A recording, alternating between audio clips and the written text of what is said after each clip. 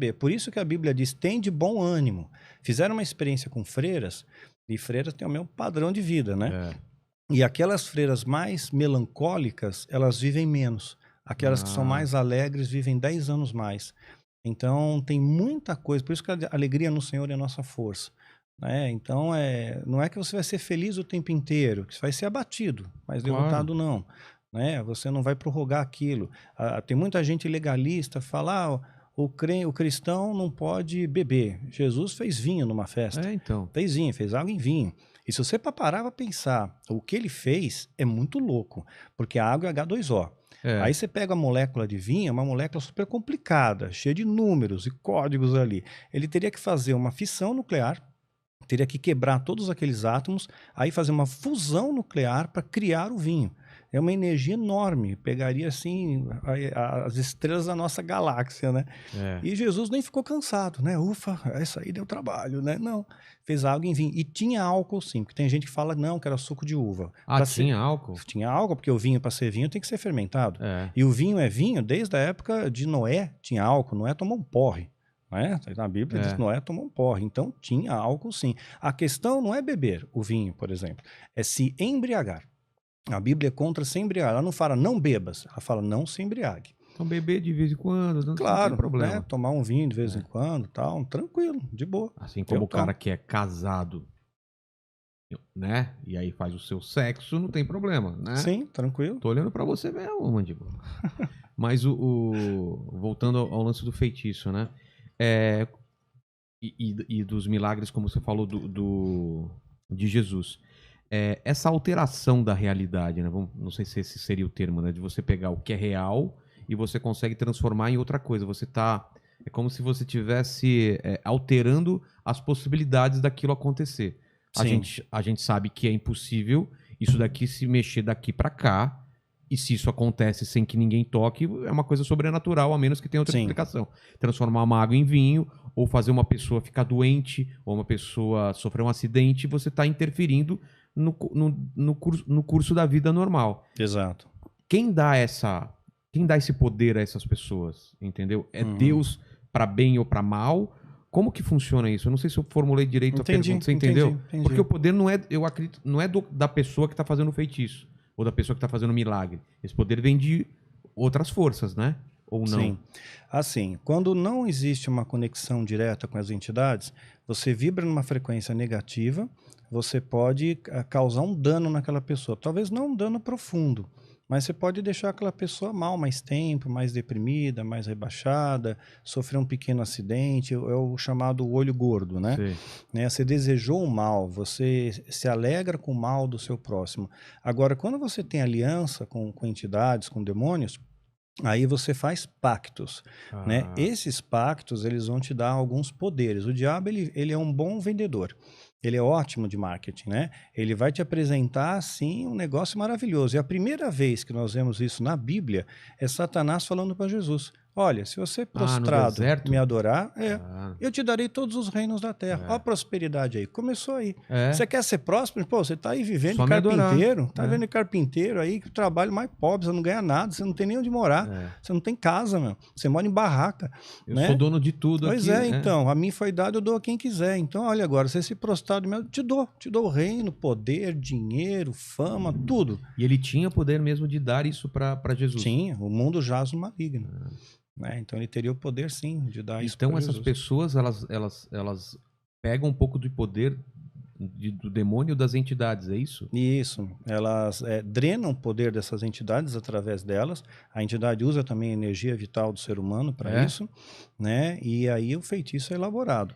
Mas é claro, tem todo um preço, tem todo um ritual, né? Não é uma coisa simples assim de fazer.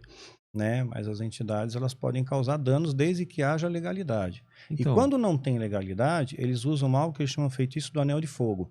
Então eles vão... A Bíblia fala que o diabo é como um leão que ruge em derredor, né? Procurando a quem possa tragar. Está procurando uma brecha. Onde está seu ponto fraco? Cadê seu ponto fraco? Aí ele procura, de repente, você está com a vida em ordem. Né? Mas de repente ele encontrou, puxa, você idolatra tanto o teu carro, você gosta tanto do teu carro é meio Isaac para você. Aí de repente alguém vai lá e bate no teu carro, te desestabilizou. É o que ele precisa, aquele desestabilização para o feitiço entrar. Entendi. E esse poder é permitido por Deus? É permitido mediante a sua livre escolha. Não, não, não.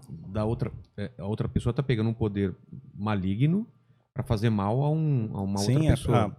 a pessoa, ela se desviou de Deus, né? Que nem o filho pródigo. Ele se afastou, fez um monte de bobagem. Deus não impediu que ele fizesse aquilo. Ele estava fazendo tudo errado.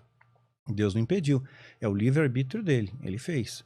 Simão Mágico, pegar na Bíblia, vai? Atos capítulo 8, né? A história de Simão Mágico. Simão Mágico foi um cara que enganou até Filipe. Ele andou junto com Filipe. Ele foi batizado. E o cara era um bruxo, era um mago.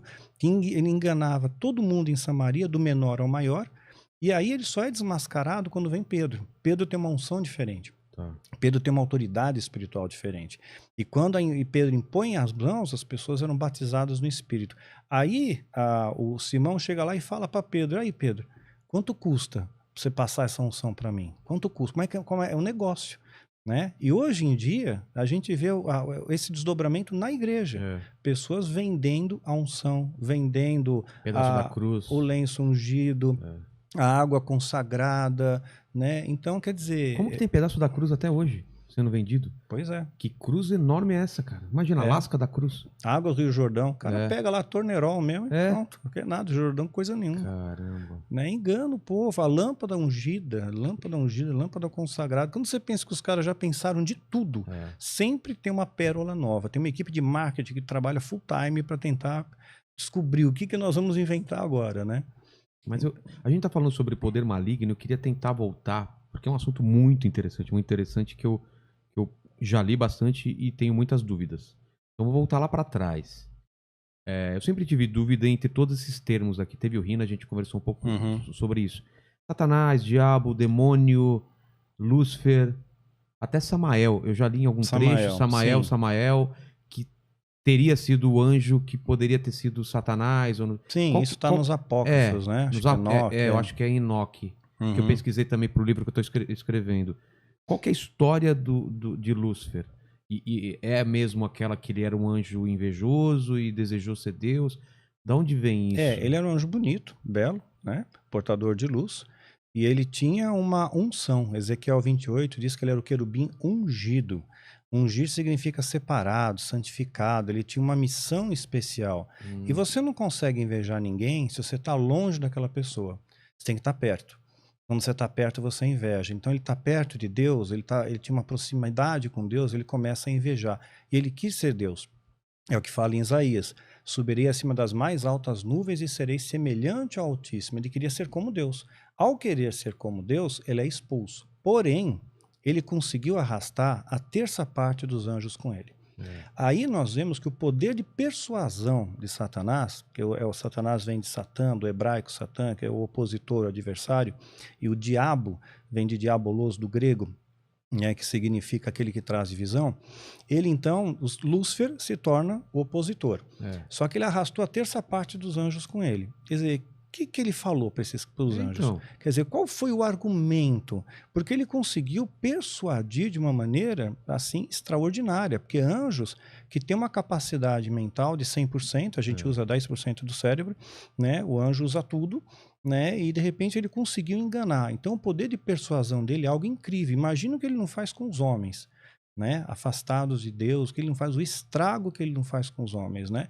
Então, se você não tiver o Espírito Santo para te dar discernimento, você cai no que Paulo chama das astutas ciladas do diabo, cai nessas armadilhas, né? Então, foi desenvolvido a partir desses anjos caídos, esses demônios, eles começaram a fazer uma série de coisas. Gênesis 6 diz que vendo os filhos de Deus, que as filhas dos homens eram formosas, tomaram para si mulheres as que mais lhe agradaram.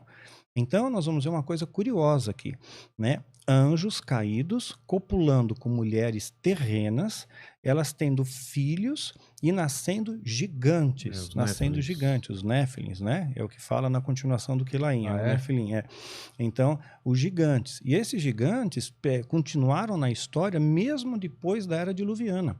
Né? Então nós temos aí o que é chamado Eles não foram mortos no dilúvio? No dilúvio, sim. Mas continuaram fazendo a mesma coisa. O ritual continua. Eles continuaram, é chamado de precedente bíblico. Porque pós-dilúvio, nós vamos encontrar, por exemplo, o gigante Golias. Golias é pós-dilúvio. Né?